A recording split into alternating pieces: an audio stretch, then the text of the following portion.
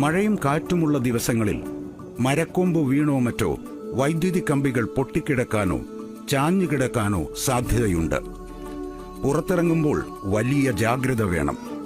പൊട്ടിവീണ ലൈനിൽ മാത്രമല്ല, പരിസര പ്രദേശങ്ങളിലും വൈദ്യുത പ്രവാഹമുണ്ടാകാൻ സാധ്യതയുള്ളതിനാൽ അടുത്തു പോവുകയോ സ്പർശിക്കുകയോ ചെയ്യരുത്. മറ്റാരെയും സമീപത്തേക്ക് പോകാൻ അനുവദിക്കുകയുമരുത്. ഇത്തരം അപകടമോ അപകട സാധ്യതയോ ശ്രദ്ധയിൽപ്പെട്ടാൽ എത്രയും വേഗം തൊട്ടടുത്ത KSEB സെക്ഷൻ ഓഫീസിലോ 9496010101 എന്ന എമർജൻസി നമ്പറിലോ അറിയിക്കുക. ഓർക്കുക, ഇത് അപകടങ്ങൾ അറിയിക്കാൻ മാത്രമുള്ള എമർജൻസി നമ്പറാണ്.